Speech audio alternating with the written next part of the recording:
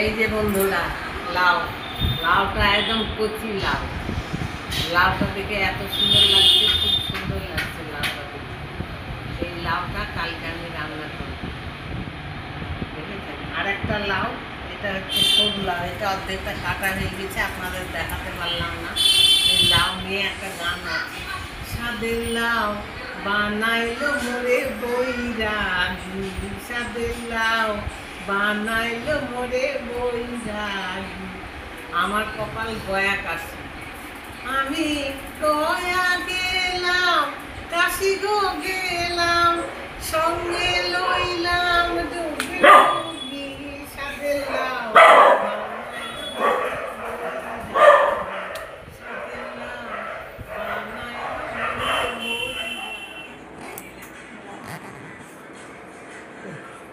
এই যে বন্ধুরা, কালকে যে লাউটা দেখালাম, সে লাউ আজকে আমি চিংড়ি মাছ দিয়ে করেছি।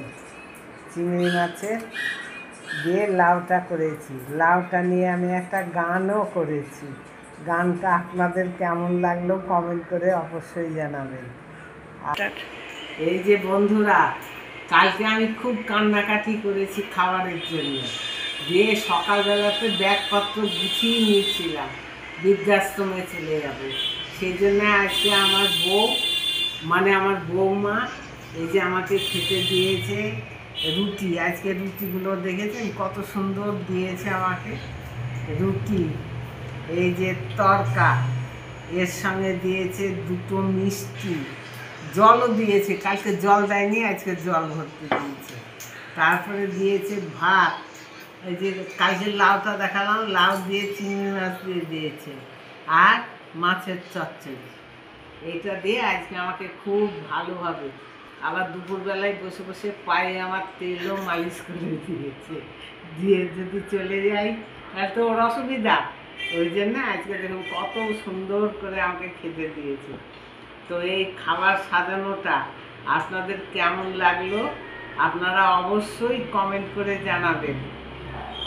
ভালো থাকবেন, সুস্থ থাকবেন।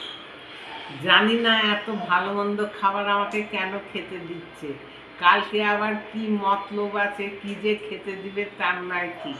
সেই জন্য আজকে ভালো মন্দ, হয়তো রাত্রিবেলায় দেখবো মুখে আমার বালিশ চাপা দিয়ে মেরেই দিচ্ছে, সেই জন্য হয়তো এত ভালো মন্দ খাবার টাবার খাওয়াচ্ছে। আপনারা কমেন্ট করে জানাবেন যে ওর মতলব কি আছে।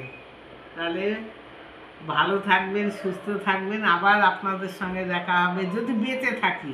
যদি আজকে রাত্রিবেলায় আমাকে না মেরে ফেলে, তাহলে আবার